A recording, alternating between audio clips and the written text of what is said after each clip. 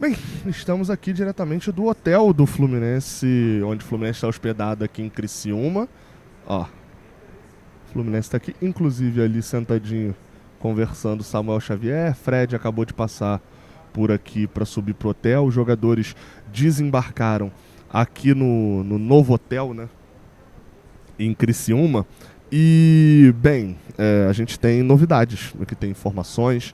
Deixa o like aqui embaixo, se inscreve aqui no Raiz Tricolor, dá aquela moral aqui pra gente fazer uma cobertura sempre legal. Nesse vídeo aqui, além de falar sobre Rigoni, possível novo reforço do Fluminense, a gente fala também sobre Mano Menezes. Deu entrevista exclusiva para o Jornada KTO 1902, a gente estava ao vivo até na hora no programa, trazemos aqui agora também, obviamente, o conteúdo. E também vamos falar aqui sobre Gabriel Pires, inclusive esse assunto que a gente abre.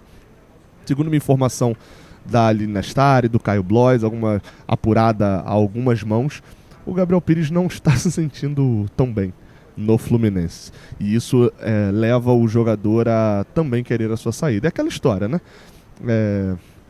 É o cara que tá sendo mandado embora depois de pedir demissão, é quase isso. Ou o inverso, né? Tá pedindo demissão depois de ter sido mandado embora. No caso do Gabriel Pires, ele ainda tem contrato com o Fluminense, já tá liberado para poder chegar e sair para um novo time. A situação ela é bem simples nesse momento. Ele tem contrato, no Fluminense ele não deve jogar e deve continuar sentindo pressão. Já não vem jogando, né? Principalmente por conta da questão física, né? Passou boa parte do ano fora.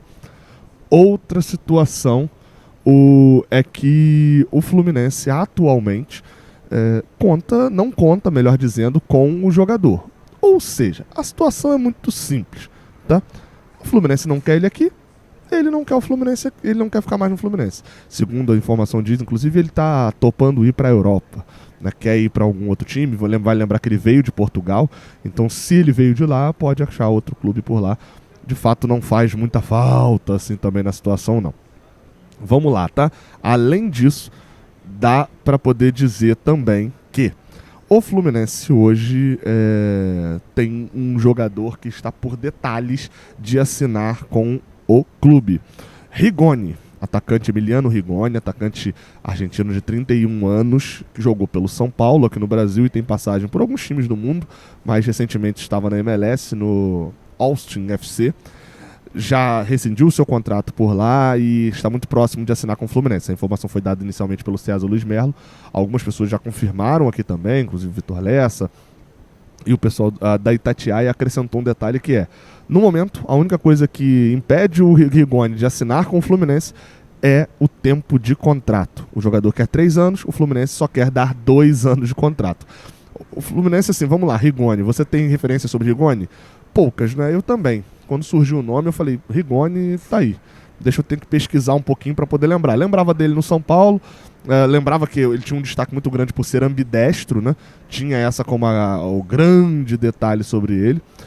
É um cara que não tem números tão absurdos relacionados ao Fluminense, ao seu índice mesmo no geral. Não é um jogador artilheiro, não é um jogador que tenha uma quantidade de gols muito grande. Joga pela ponta, joga pela outra ponta, joga também centralizado, não tem uma posição muito fixa, mas obviamente é um atacante que faz um gol ou outro, enfim, não é um negócio muito chamativo ali como número, mas tem essas são as características positivas.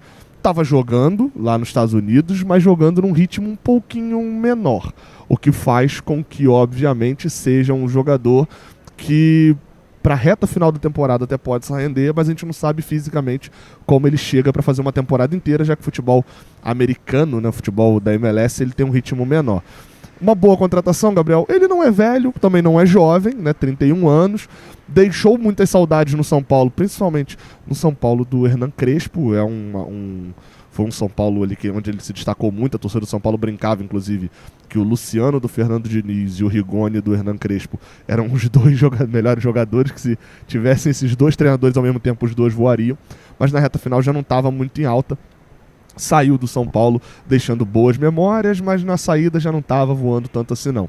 Lá no Austin acabou ficando marcado por um gol que fez contra o Houston Dynamo, que é o rival do Austin FC, um gol importante na reta final, decidindo o jogo, Acho que, novamente, também é muito pouco se a gente for considerar e pensar na contratação de um atacante.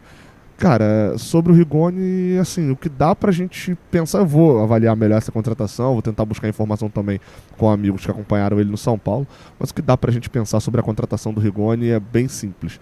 Hoje é um jogador que não resolve nosso problema, pelo menos não aparenta resolver. Mas considerando que o nosso problema ele é muito grande, mas com pouca coisa a gente consegue, com um problema menor, se a gente deixar transformar esse problema em algo menor, a gente já escapa do rebaixamento? Vai lá, não era o nome que eu queria, não era o nome que eu esperava, mas como eu já falei, Mano Menezes, por exemplo, que foi um cara que deu uma entrevista aqui, inclusive já o próximo assunto ele já vai rodar aqui, mas Mano Menezes, quando foi perguntado sobre isso lá em Fortaleza, ele falou, vai ter limitações. A galera espera que ele seja e tal, alguma coisa, mas ele falou, vou ser bem franco, vai ter limitações, contratações é isso. Enfim, sobre o Rigoni ainda vale destacar que o Fernando Diniz já tinha tentado trazer ele para o Fluminense em 2022, logo assim que assumiu o clube, e também no início desse ano, foram 2 vezes que o Diniz tentou contratar. O que dá um indício de que talvez esse nome tenha entrado no radar por conta do Diniz. Ah, foi contratado por causa do Diniz. Aí não tem condições, né, gente? Se ele foi contratado por causa do Diniz, com o cara nem treinando mais o Fluminense, aí, pelo amor de Deus, né? O que se sabe ainda, e que já foi divulgado por alguns canais também, é de que o Fluminense deve ir no mercado buscar 4 jogadores, ou seja, Nonato e Rigoni, você teria mais uns 2 ou 3 jogadores ali para poder adicionar. Ainda falta a contratação de um zagueiro, né? O Samir está sendo expulso do Tigres do México. A gente já teve também rodando o nome do zagueiro Kaique, que está na Europa, e Santos. Vamos ver quais serão os próximos nomes que vão surgir. Fato é que hoje o André é um jogador que está de saída do Fluminense. É o Mano Menezes passando ali agora e tirando foto com... Vou mostrar ali, né? Tirando foto com torcedores aqui, ó, no hotel, né? Em Santa Catarina. O André é um jogador que o Fluminense já não conta mais com ele. Inclusive, a situação relacionada ao André, ela entra de uma maneira bem complexa. Não conta no sentido de acha que vai ficar até o final do ano, tá? Só para esclarecer as palavras. O André, por exemplo, é um jogador que hoje o Fluminense torce para que consiga manter até o jogo contra o Grêmio pela Libertadores. Porque é ali no limite da janela, do fechamento da janela europeia, né, de chegada de jogadores por lá. É a tentativa do Fluminense. É praticamente certo de que vai para a Inglaterra mesmo, de finalmente o negócio vai ser fechado e em breve a gente deve ficar sabendo de valores. E aí, obviamente, logo depois que acabei de gravar, o Vitor Lessa. Fala, oi, Vitor Lessa. Oi, Vitor Lessa. Sentou aqui e falou, viu a notícia do André? E aí eu não tinha visto. O Caio Blois na Trivela deu que o Fulham fez uma proposta de 25 milhões de euros pelo André e o Fluminense recusou porque deseja receber um valor próximo ao que foi oferecido pelo Liverpool, que foi de 30 milhões de euros. Baseado na informação que eu tenho sobre o André, de que o Fluminense não conta mais com a possibilidade dele terminar o ano no Fluminense, de que já está engatilhado, o que me dá a impressão, com respeito à apuração do Caio Blois, é de que a gente está falando de uma negociação que já passou. E a gente já viu acontecendo isso algumas vezes no Fluminense, né? Que quando vaza que a proposta de 25 foi recusada, é porque a proposta de 28 já foi aceita. Então isso torna ali como se o Fluminense tivesse resistido a uma negociação, alguma coisa assim.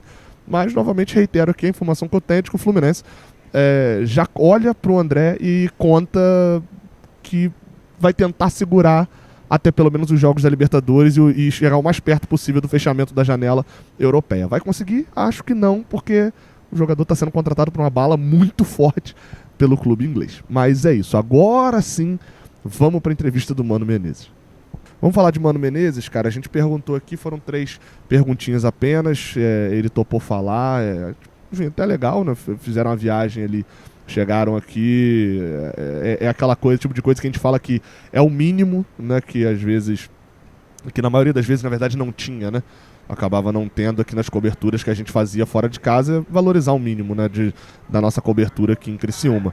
Mano Menezes falou com a gente, tem perguntas aí do Jornada, a gente perguntou sobre o Marcelo, inclusive, o Marcelo não viajou pra cá. Mano Menezes deu aquelas esquivadas, perguntei sobre o Marcelo no meio, que foi uma notícia que surgiu, se ele já pretende utilizar, ele deu outra esquivada, uma esquivada pra cá, uma esquivada pra lá. Mas estão aí as respostas do Mano Menezes. Muita gente vem se perguntando também da ausência do Marcelo, a possibilidade do Marcelo ter viajado ou não, por que a escolha, como é que está o Marcelo e também a questão do Felipe Melo. Bom, a expectativa sobre os jogos que temos sempre são de decisão, porque eles ganharam, além da importância natural que tem, né, para nós uma importância acima da média, então estamos encarando todos os jogos da mesma maneira. A ausência de jogadores, amanhã no material do clube vai estar tudo aí à disposição de vocês, tá?